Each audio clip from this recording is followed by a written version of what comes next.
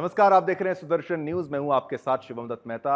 9 बज चुके हैं, वक्त हो चुका है आपके फेवरेट कार्यक्रम जनमत का। जनमत एक ऐसा कार्यक्रम जहां हर खबर पर पोल के माध्यम से आप भाग लेते हैं। मैं कहूंगा एकमात्र ही ऐसा कार्यक्रम है जहां पर केवल एंकर बोलता है, आप सुनते हैं, ऐसा नहीं होता। सोशल मीडिया प्लेटफॉर्म एक्स पर आप जाते हैं, वोट करते हैं, हर खबर पर जो हम आपके लिए पोल लेकर आते हैं और जो नतीजे, जो परसेंटेज, जो मत प्रतिशत आता है, क्योंकि कार्यक्रम का नाम जनमत क्यों लिया गया है, क्योंकि जनता का मत ही हम दिखाते हैं। क्या परसेंटेज रहेगी आपको जानना है तो बने रहिए। और आज कौन से मुद्दे आपके लिए मैं लेकर आया हूं फ्लोर ग्राफिक्स के माध्यम से, वो भी आपकी टीवी स्क्रीन पर। ये लीजिए, सिंगापुर की सौगात। क्या कुछ खास रहा? पीएम मोदी अगर विदेश यात्रा पर जा रहे हैं, क्या सोचकर जा रहे हैं, क्या भारत के लिए ला रहे हैं? सेमीकंडक्टर से लेकर हाइड्रोकार्बन से लेकर गैस, तमाम वो चीजों को लेकर डील हो रही है, समझौते हो रहे हैं, भारत के हित की बात हो रही है। जानना है तो बने रहिए, आगे बताएंगे। फिर अगले फ्लोर ग्राफिक्स में सिंगापुर की तो बात हो गई, रूस यूक्रेन सीज फायर अब तो कह दिया गया है।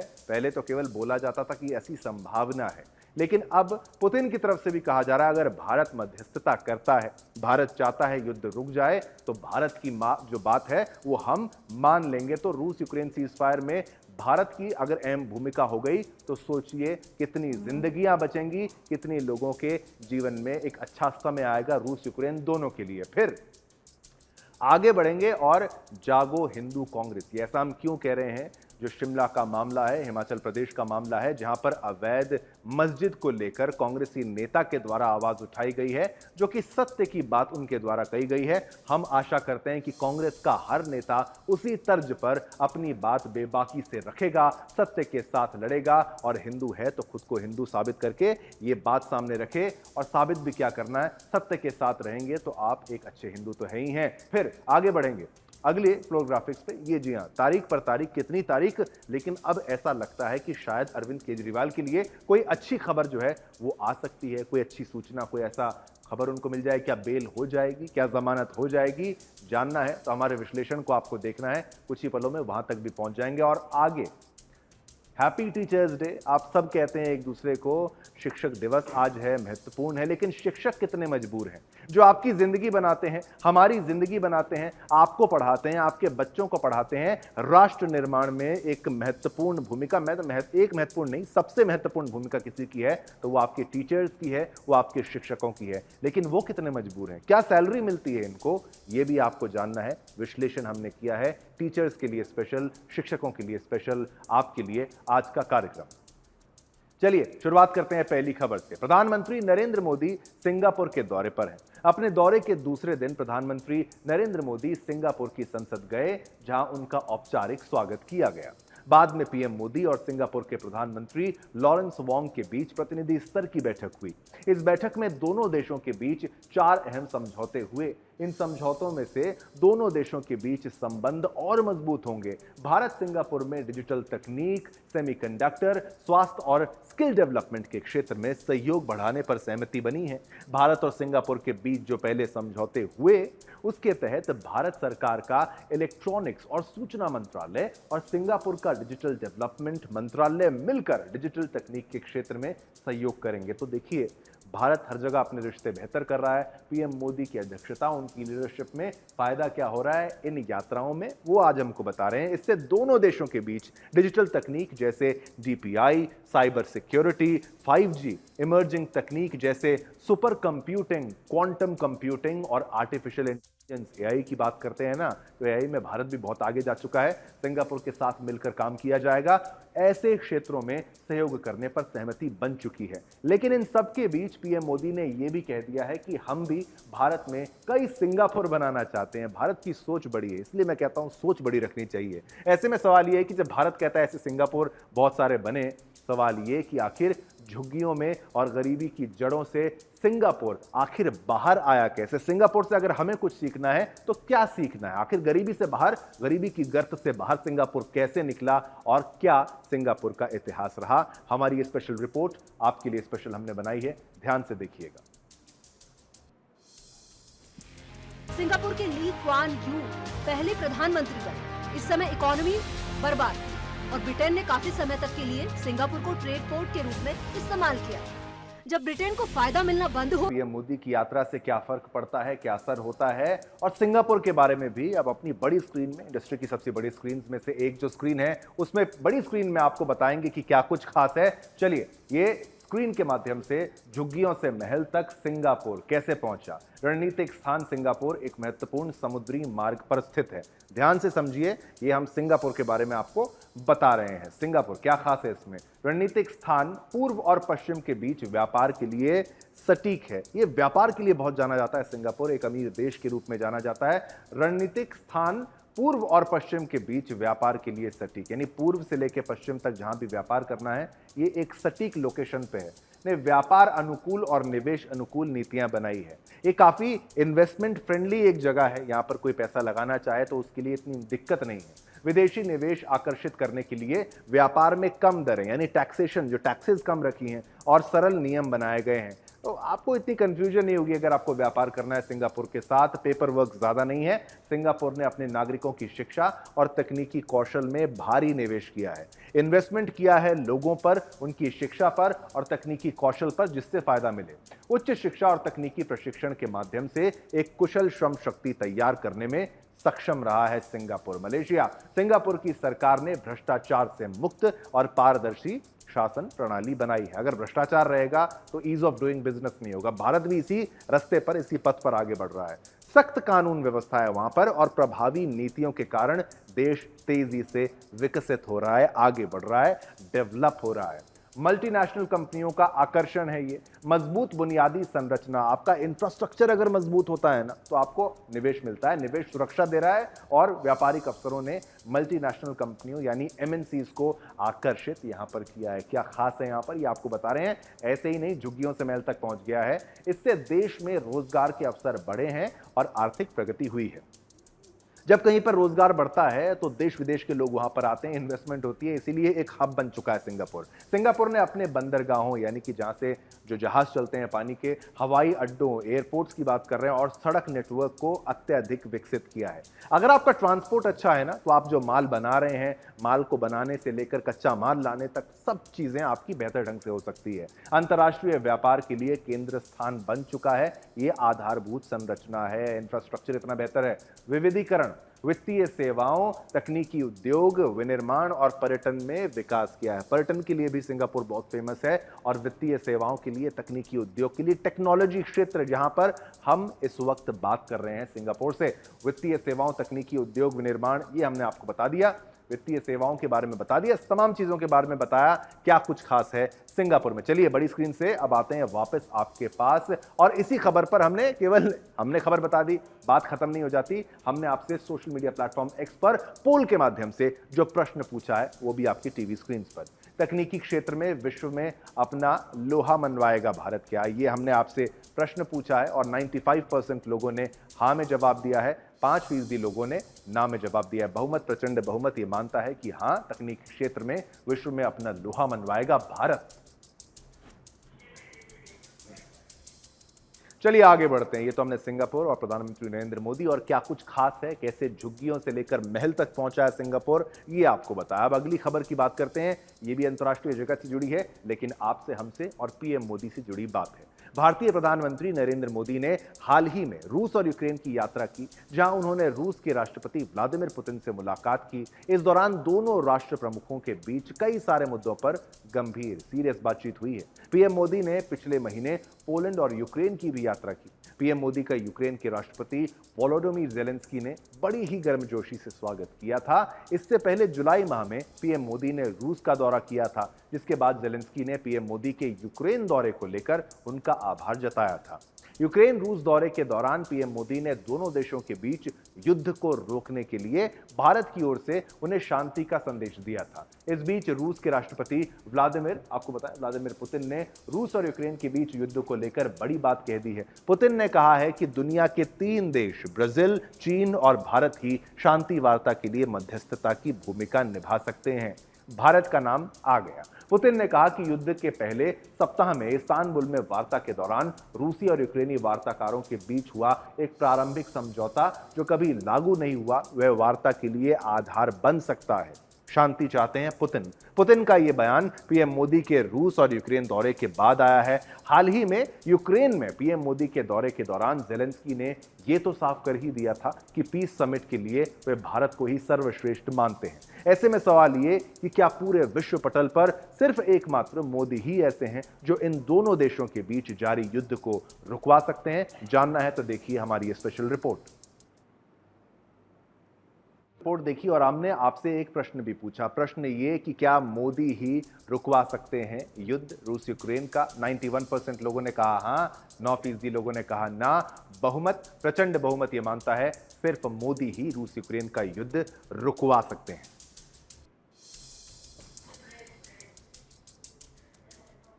चलिए और भी मुद्दे हैं आपके लिए जो हम लेकर आए हैं, लेकिन एक छोटा सा ब्रेक लेते हैं। ब्रेक के उस पार बात करेंगे कोलकाता के मामले में और कैसे परिवार ने आरोप लगाया है कि उनको पैसे देने तक की कोशिश की गई पुलिस के द्वारा। छोटा सा ब्रेक, वापस आते हैं।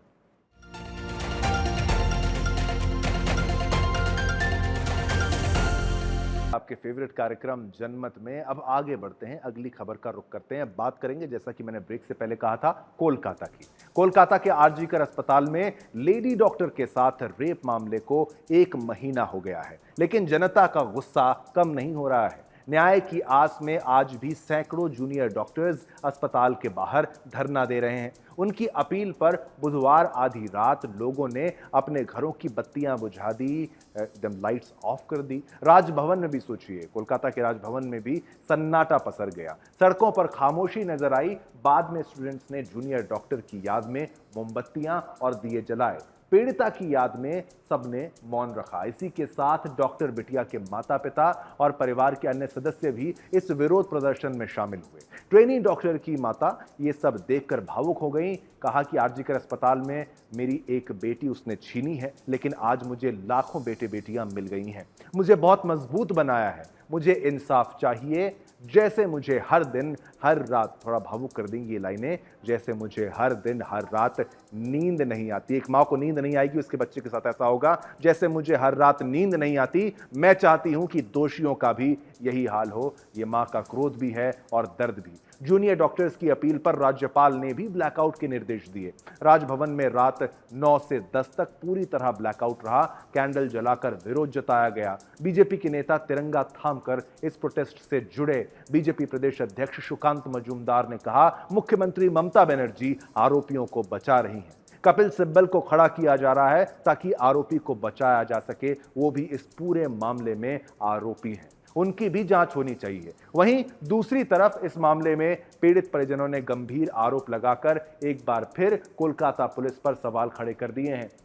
मृतका के माता पिता ने जहां पुलिस पर घूस देने यानी ब्राइब, पैसे देने का आरोप लगाया है, वहीं पीड़िता की मौसी ने कोलकाता पुलिस इंसानियत तो उसकी इंसानियत पर भी सवाल खड़े किए हैं। उनका कहना है कि जब घर में माता पिता के सामने बेटी का शव पड़ा था तब पुलिस पैसे दे रही थी। क्या यही पुलिस की मानवता है? तो सवाल ये खड़ा होता है कि आखिर पुलिस को किसने मजबूर किया ये सब करने के लिए, और ममता बनर्जी ने इस पर क्यों कार्रवाई नहीं की? क्या ममता सरकार और ममता की पुलिस ये सब कर रही थी तो उनको शर्म नहीं आई? चलिए हमारी स्पेशल रिपोर्ट देखेंगे तो और बेहतर समझ पाएंगे। तो हमने ऐसे मामले खूब देखे हैं जिनमें ये सामने आया है कि पुलिस वाले को रिश्वत लेते हुए पकड़ा गया है, लेकिन बंगाल से ऐसा मामला सामने आया है जिसमें पुलिस वाले रिश्वत देने की कोशिश करते हुए पकड़े गए हैं। जी हाँ, कोलकाता के आरजीकर अस्पताल में हुई डॉक्टर की रेप हत्या मामले में पीड़ित परिजनों ने गंभीर आरोप लगाकर एक बार फिर कोलकाता पुलिस पर सवाल खड़े कर दिए हैं। मृतका के माता पिता ने जहां पुलिस पर घूस देने का आरोप लगाया है, वहीं पीड़िता की मौसी ने कोलकाता पुलिस की मानवता पर सवाल खड़े किए हैं। सामने आई वीडियो और खबरों के अनुसार पीड़िता की मौसी ने कहा कि जब घर में माता पिता के सामने बेटी का शव पड़ा था तब पुलिस पैसे दे रही थी। क्या यही पुलिस की मानवता है? जब तक अंतिम संस्कार नहीं हुआ तब तक 300-400 पुलिस वाले हमें घेरे हुए थे, लेकिन अंतिम संस्कार के बाद वहाँ एक भी पुलिसकर्मी नहीं दिखा। परिवार क्या करेगा? वे कैसे घर जाएंगे? पुलिस ने कोई जिम्मेदारी नहीं ली। अंतिम संस्कार होने तक पुलिस सक्रिय थी और उसके बाद वे पूरी तरह से गायब हो गए। क्या यही पुलिस की मानवता है?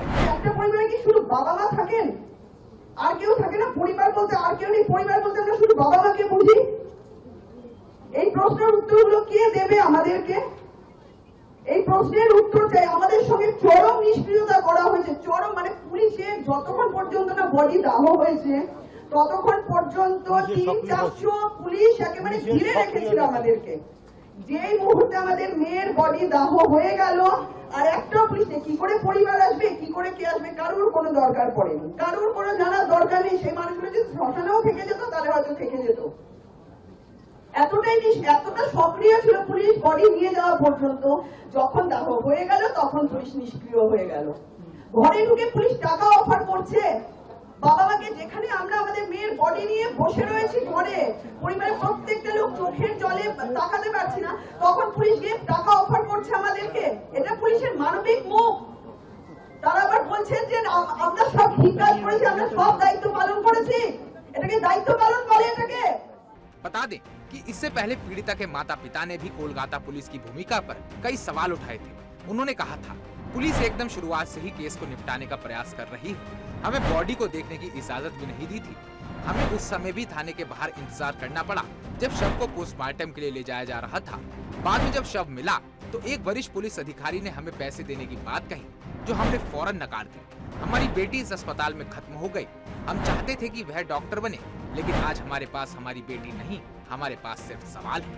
हमें सुबह 11 बजे बताया कि उसने आत्महत्या कर ली है, लेकिन बेटी की हालात ने बता दिया कि आत्महत्या नहीं है। हमें उसे देखने में 3 घंटे लग गए। हमने पुलिस से उसे देखने के लिए विनती की, लेकिन हमें अंदर नहीं जाने दिया। उन्होंने पोस्टमार्टम करने में भी देरी की, साथ ही FIR में भी देरी की गई।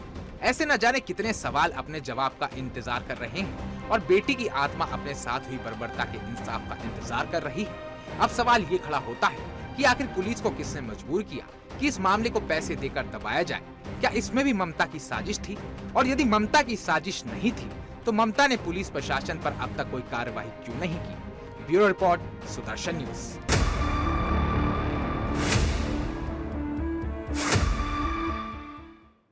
चलिए, ये तो आपने खबर देखी और कैसे परिवार का जो आरोप लगा वो हमने आपको बताया कि पुलिस ने पैसे तक की पेशकश की, शव को जलाने में भी जल्दबाजी, जो अंतिम संस्कार कहते हैं उसमें जल्दबाजी, और तमाम आरोप। इसीलिए कहता हूं, हम हर खबर को दिखाते हैं। देश में कई जगह बलात्कार हो रहे हैं, लेकिन यहां क्या गलती है वो भी जानना जरूरी है। अब हम बात करेंगे जनता की ताकत की, लोकतंत्र की शक्ति की, हिंदुत्व की विचारधारा की जीत की और कांग्रेस को आई सद्बुद्धि की। सुक्खू सरकार के ग्रामीण विकास और पंचायती राज मंत्री अनिरुद्ध सिंह ने हिमाचल प्रदेश विधानसभा में अवैध मस्जिद के निर्माण को लेकर जिस प्रकार अपनी ही सरकार के खिलाफ मोर्चा खोला है, जिस तरीके से शिमला में मुसलमानों के घुसपैठ पर खुलकर अपनी ही सरकार की पोल खोली है, लव जिहाद और लैंड जिहाद की बात की है, अवैध मस्जिद के क्षेत्र में बढ़ती चोरियों और अपराध पर सरकार को घेरा, उसने कांग्रेस खेमे के होश उड़ा दिए हैं।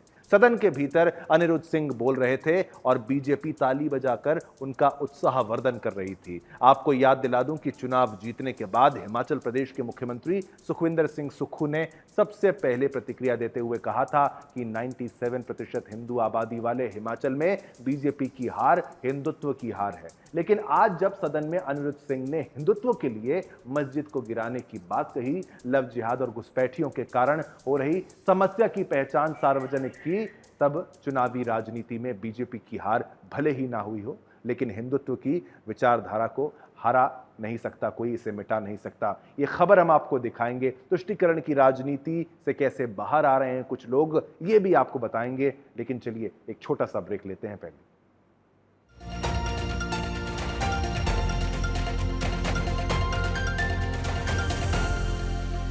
हम बात कर रहे थे हिमाचल प्रदेश की और कैसे अनिरुद्ध सिंह ने, कांग्रेस के नेता अनिरुद्ध सिंह ने हिंदुत्व के लिए मस्जिद को गिराने की बात की, लव जिहाद और घुसपैठियों के कारण हो रही समस्या की पहचान सार्वजनिक की। तब लगा कि चुनावी राजनीति में बीजेपी की हार भले ही हुई हो, लेकिन हिंदुत्व की विचारधारा को हरा कोई भी नहीं सकता, इसे कोई मिटा नहीं सकता। कांग्रेस के विधायक जो पार्टी की विचारधारा और मुस्लिम तुष्टीकरण की नीति के कारण अपने भीतर के ऐसे मामले खूब देखे हैं जिनमें ये सामने आया है कि पुलिस वाले को रिश्वत लेते हुए पकड़ा गया है। लेकिन बंगाल से ऐसा मामला सामने आया है जिसमें पुलिस वाले रिश्वत देने की कोशिश करते हुए पकड़े गए हैं। जी हाँ, कोलकाता के आरजीकर अस्पताल में हुई डॉक्टर की रेप हत्या मामले में पीड़ित परिजनों ने गंभीर आरोप लगाकर एक बार फिर कोलकाता पुलिस पर सवाल खड़े कर दिए हैं। मृत्यु आती है, इसलिए वो कांग्रेस का शॉल ओढ़कर आती है।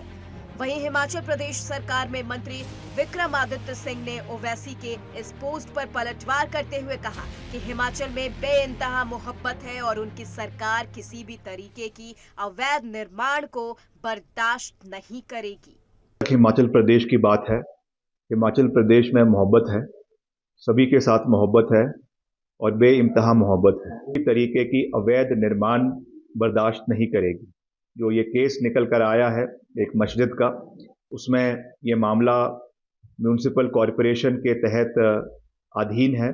वास्तव में शिमला के संजौली में चलिए, आपने खबर देखी। अब हमने आपसे सोशल मीडिया प्लेटफॉर्म एक्स पर जो सवाल पूछा वो भी आपको बता देते हैं। क्या अब कांग्रेस का हिंदू भी जाग गया है? ये हमारा प्रश्न था आपसे। क्या उत्तर है? कुछ ही पलों में आपकी टीवी स्क्रीन पर वो भी आ जाएगा। ये लीजिए, 90% लोग कहते हैं हाँ, कांग्रेस का हिंदू भी जाग गया है। हिमाचल प्रदेश के परिप्रेक्ष्य में तो ये बात समझ में आती है। अवैध निर्माण बर्दाश्त नहीं करेंगे, और यही तो सुदर्शन न्यूज हर बार आपके लिए खबर लेकर आता है, जगाने का प्रयास करता है। किसी भी पार्टी के आप हो, इससे हमें कोई मतलब नहीं है, लेकिन आप अपने सनातन को मत छोड़िए, हिंदुत्व को मत छोड़िए, और राष्ट्रवाद अपना जो मुद्दा है, एम है, मकसद है, हमेशा रखिए। सुदर्शन न्यूज भी आपके साथ रहेगा। अगली खबर का रुख करते हैं। दिल्ली एक्साइज नीति मामले में जेल में बंद दिल्ली के मुख्यमंत्री अरविंद केजरीवाल की याचिका पर सुप्रीम कोर्ट ने आदेश सुरक्षित रख लिया है। केजरीवाल ने अपना सीबीआई गिरफ्तारी को चुनौती दी है कि इनकी गिरफ्तारी हुई है। साथ ही उन्होंने अंतरिम जमानत की मांग भी की। पूरे दिन चली बहस के दौरान कोर्ट ने हैरानी जताते हुए कहा कि जमानत के एक साधारण मामले को उसे इतना लंबा सुनना पड़ रहा है, जबकि आम लोगों को इतना मौका नहीं मिलता है। केजरीवाल ने याचिका में कहा कि दिल्ली शराब घोटाला मामले में ईडी की तरफ से दर्ज केस में जब वह न्यायिक हिरासत में थे, तब 26 जून को सीबीआई ने भी उन्हें गिरफ्तार कर लिया। केजरीवाल के लिए पेश वरिष्ठ वकील अभिषेक मनु सिंघवी ने कहा है कि यह गिरफ्तारी गलत है। उनकी दलील है, 12 जुलाई को ईडी की तरफ से दर्ज केस में सुप्रीम कोर्ट ने उन्हें अंतरिम जमानत दी थी। इसके बावजूद वह इसलिए बाहर नहीं आ पा रहे हैं क्योंकि उन्हें सीबीआई ने गिरफ्तार कर रखा है। ऐसे में कोर्ट उन्हें अंतरिम जमानत दे।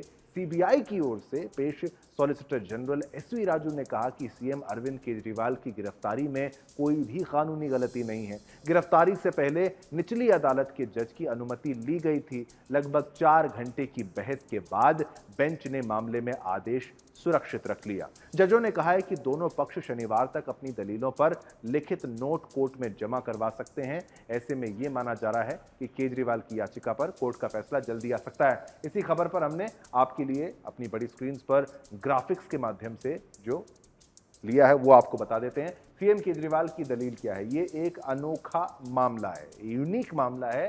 अब यूनिक है नहीं है क्योंकि इनको किंगपिन कहा जा रहा है, ये जो मौजूदा मुख्यमंत्री हैं दिल्ली के। सीबीआई केस में जमानत क्यों नहीं मिल सकती है? केजरीवाल की ये दलील है, वकील की दलील है, और केजरीवाल एक संवैधानिक पद पर हैं। सीएम केजरीवाल की दलील यानी उनके वकील की दलील, उनके भागने की कोई आशंका नहीं। ऐसा नहीं कि वो भाग जाएंगे, लेकिन जब तक कानून है तो कानून को अपने हिसाब से चलना है। सारी आशंकाएं होती हैं, सबूतों से छेड़छाड़ नहीं हो सकती। जिसका शक है किया जा सकता है। गवाहों को प्रभावित करने का खतरा भी नहीं है। अभी ये तमाम दलीलें दी जा रही हैं कि गवाह को प्रभावित नहीं कर सकते। कितना सत्य है ये आप जानते हैं। केजरीवाल समाज के लिए खतरा नहीं है, समाज के लिए खतरा है नहीं है, ये भी एक विषय अलग है। लेकिन बात यह है कि बेल की 3 जरूरी शर्तें हमारे पक्ष में, ये भी अभिषेक मनु सिंघवी कह रहे हैं, अरविंद केजरीवाल कह रहे हैं। सीएम केजरीवाल को बेल मिले, ये मांग की गई। अब सीबीआई की दलील आपको बता दें, सिंघवी सिर्फ चुनिंदा बातें कर रहे हैं, सिलेक्टिव बातें कर रहे हैं, सत्य पूरा नहीं बता रहे हैं। जिस केस में पूछताछ होनी थी उस केस में गिरफ्तारी, ठीक है, जो गिरफ्तारी उसी केस में जिसमें पूछताछ होनी चाहिए। केजरीवाल की जमानत पर आपत्ति जताई है कि जमानत हम नहीं दे सकते, जमानत की बात करना गलत है। सीबीआई ये बात कह रही है। बार बार आपको कह रहा हूं, किंगपिन कहा जाता है इनको। जमानत और गिरफ्तारी पर बहस मिला दिया गया है। बहस को मिलाना गिरफ्तारी के साथ बेल की बात को गलत है। मनीष सिसोदिया के वकील, मनीष सिसोदिया हो, चौकी कविता हो, जमानत के लिए ट्रायल कोर्ट गए थे। ट्रायल कोर्ट ना जाने पर भी सीबीआई ने आपत्ति जताई है। सीएम केजरीवाल को भी ट्रायल कोर्ट जाना चाहिए, ये मुख्य बात है। आप कोर्ट को कैसे जंप कर रहे हैं? आप सीधा बड़ी कोर्ट की तरफ कैसे जा रहे हैं? ये भी प्रश्न, ये भी सवाल उठाया। केजरीवाल सांप सीढ़ी के खेल की तरह शॉर्टकट अपना रहे हैं। केजरीवाल को लगता है कि वो एक एक्स्ट्रा ऑर्डिनरी पर्सन है, आम आदमी नहीं है। एक आम जो नहीं होता है, एक्स्ट्रा ऑर्डिनरी, वो ये है अरविंद केजरीवाल। इसी पे कह रहा है, उन्हें लगता है कि उनके लिए अलग व्यवस्था होनी चाहिए। गिरफ्तारी पर सुनवाई के लिए सुप्रीम कोर्ट पहली अदालत नहीं है। ये मुख्य बात है। आपके भी अगर कोई केस होता है तो आपको फॉलो करना है स्टेप्स को। गिरफ्तारी पर सवाल उठा रहे हैं, कानून ध्यान से पढ़ना चाहिए। गिरफ्तारी की जांच का ही एक गिरफ्तार करेंगे तभी तो पूछताछ करेंगे ना साहब। चलिए आगे बढ़ते हैं। ये मुद्दा तो रखा हमने आपके बारे में, आपको जो ले आए हैं अगले मुद्दे पर लेकर चलते हैं। हरियाणा की 90 विधानसभा सीटों के लिए 5 अक्टूबर को मतदान होना है। इसके लिए बीजेपी ने बुधवार को 67 उम्मीदवारों की अपनी पहली लिस्ट जारी कर दी है। इस लिस्ट में बीजेपी ने कई दांव चले हैं। सीएम नायब सिंह सैनी की सीट बदलने के साथ ही कई मौजूदा विधायकों का पत्ता भी काटा गया है। ऐसे में ये जानना दिलचस्प है कि बीजेपी की इस लिस्ट की खास बातें क्या हैं और इसके पीछे की सियासी गणित की भी बात करते हैं तो वो भी क्या है। युवा चेहरों पर बीजेपी ने दाव खेला है। सोनीपत से मेयर निखिल मदान को बीजेपी ने उम्मीदवार बनाया है। उन्हें कांग्रेस के टिकट पर मेयर का चुनाव लड़ा था। चलिए ये सारी बातें तो आपको मैं बता ही रहा हूं। अब ग्राफिक्स पर चलते हैं। ग्राफिक्स के माध्यम से हमने आपके लिए जो लाया है वो भी आपको बता देते हैं क्या कुछ खास है। पहली सूची आई, रणनीति गरमाई। सीएम नायब सिंह सैनी की सीट को बदला गया है, उनकी सीट को बदला गया है, ये पहला विषय। ये ग्राफिक्स के माध्यम से आपको बता रहे हैं। अब आगे क्या है। नायब सिंह सैनी करनाल के बदले लाडवा से टिकट उनको दिया गया है। लाडवा से चुनाव वो लड़ने वाले हैं। ये इसमें अपडेट्स है। काफी फेरबदल किए गए हैं। अनिल विज को फिर अंबाला कैंट से टिकट दिया गया है। अनिल विज एक स्ट्रॉन्ग लीडर के रूप में जाने जाते हैं और खासतौर पर अंबाला के लिए तो है ही है। पहली सूची में बीजेपी ने मौजूदा 9 विधायकों की टिकट काट के पलवल से दीपक मंगला, फरीदाबाद से नरेंद्र गुप्ता की टिकट को काटा है। किन किन की टिकट्स को काटा है? 9 विधायकों की टिकट को काटा है। आगे बताते हैं। गुरुग्राम से सुधीर सिंगला, भवानी खेड़ा से विशंभर और उनका भी टिकट काट दिया गया है। ये तमाम नाम भी हम आपको बता रहे हैं किन किन की टिकट्स को काट दिया गया है। रनिया से कैबिनेट मंत्री रणजीत चौटाला की टिकट भी कट गई है। सभी खुश नहीं है, किसी की भी नहीं चली है। जिसकी टिकट काटनी है आला कमान ने उनकी टिकट काट दी है। अटेली से सीताराम यादव, पेवा से संदीप सिंह को नहीं उतारा है। सोना से संजय सिंह, तो वहीं रतिया से लक्ष्मण नापा की टिकट भी कट गई है। बहुतों की टिकट यहां पर कटी है और ये इसीलिए तो हमने बड़ी फ्लोर ग्राफिक्स के माध्यम से आपको समझाया क्या कुछ खास है। तो सोचिए 67 उम्मीदवारों की लिस्ट में 8 महिलाओं को भी टिकट दिया गया, लेकिन कई लोग नाराज भी नजर आ रहे हैं। और भी खबरें हैं, लेकिन एक छोटे से ब्रेक के लिए मुझे कहा जा रहा है छोटा सा ब्रेक लेंगे, फिर वापस आएंगे। बात करेंगे उत्तर प्रदेश में जो एनकाउंटर हो रहा है उसमें जाति वाली बात किसने कह दी। छोटा सा ब्रेक।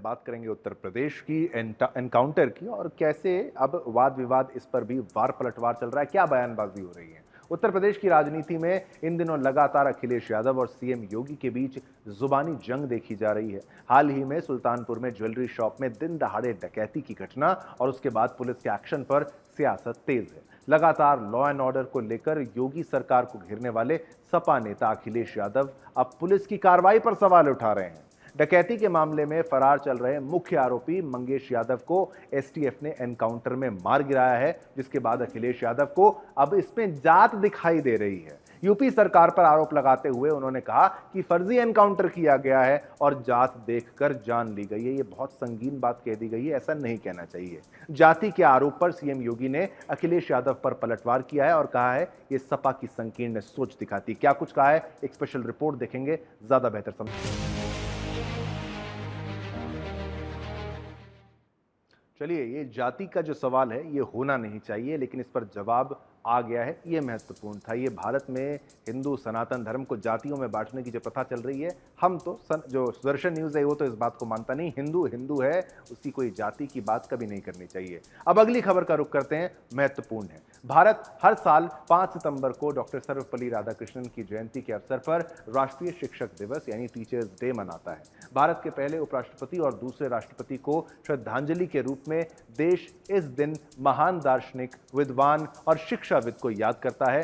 शिक्षक दिवस दुनिया भर में अलग अलग तिथियों पर मनाया जाता है। इसी बीच विश्व शिक्षक दिवस 5 सितंबर को मनाया जाता है और ये दिन हमारे उन गुरुओं को समर्पित है जो युवा मनुष्यों को बेहतर इंसान बनाने और जीवन की चुनौतियों का सामना करने के लिए उनको बदलते हैं, आकार देते हैं, ढालते हैं और समृद्ध करते हैं। लेकिन देश में इन शिक्षकों का हाल कैसा है, ये किसी से भी छिपा नहीं है। शिक्षा और शिक्षक के साथ दोहरा रवैया अपनाया जाता है। एक तरफ सरकारी शिक्षक है, लेकिन सरकारी स्कूलों का हाल कैसा है ये हर कोई जानता है। एक तरफ प्राइवेट शिक्षक है जो प्राइवेट स्कूलों में शिक्षा का स्तर बनाए रखे हुए हैं, लेकिन उनका हाल क्या है, देखिए हमारी खास रिपोर्ट। ये शिक्षकों को समर्पित सुदर्शन न्यूज की तरफ से एक रिपोर्ट है।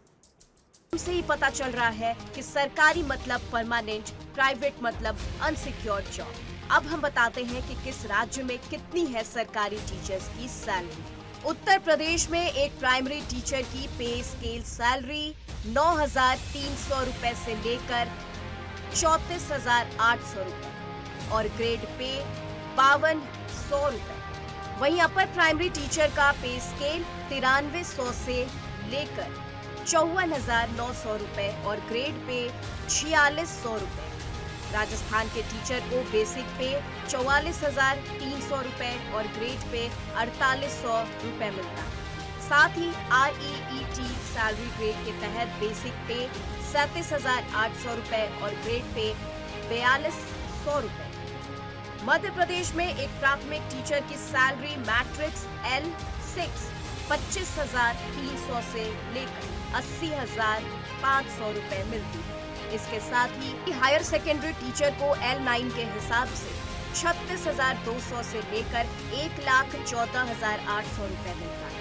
वहीं हरियाणा में PRT टीचर की बेसिक सैलरी 35,400 से 1,12,400 रुपए है, जबकि TGT शिक्षक की बेसिक सैलरी 54,900 से 1,42,400 रुपए। बिहार में एक शिक्षक की शुरुआती सैलरी 25,000 से 35,000 रुपए तक है। ये समय और अनुभव के साथ बढ़ती रहती है। और वहीं अगर प्राइवेट शिक्षकों के वेतन की बात की जाए तो वो स्कूल आदि संस्थानों पर निर्भर करता है। मीडिया रिपोर्ट्स के मुताबिक एक प्राइवेट टीचर को 3,000 से 1 लाख तक का वेतन मिलता है, लेकिन कब संस्थान द्वारा सेवा को समाप्त कर दिया जाए पता नहीं। लेकिन अगर बच्चों को पढ़ाने की बात आती है तो अधिकतर माता पिता अपने बच्चों को प्राइवेट स्कूलों में पढ़ाना पसंद करते हैं, क्योंकि जहां टीचर्स को सुरक्षित जॉब, अच्छा वेतन जैसी सुविधा मिल रही है, वहां बच्चों को सही शिक्षा नहीं मिल रही। लेकिन इसके उल्टा जहां शिक्षा चलिए, आपने ये हमारी जो लड़ाई है ये शिक्षकों के लिए है, इसलिए हम आवाज उठा रहे हैं। हम आपसे भी सवाल पूछ रहे हैं क्योंकि औसतन सैलरी जो बताई जा रही है शिक्षकों की भारत में प्राइवेट सेक्टर मिला के ये केवल 20,000 रुपए है। सोचिए, आपका जो भविष्य बनाते हैं वो केवल आज के दौर में, इस महंगाई के दौर में अगर 20,000 रुपए कमाएंगे तो क्या फायदा होगा? क्या घर चल पाएगा? आपको अच्छी शिक्षा दे पाएंगे? हमने आपसे भी सवाल पूछा, सरकारी और गैर सरकारी शिक्षकों का वेतन समान होना चाहिए। हाँ बोलने वाले 85% 85%, 15% लोग ना बोलने वाले, लेकिन बहुमत, प्रचंड बहुमत ये मानता है कि हाँ वेतन समान होना चाहिए।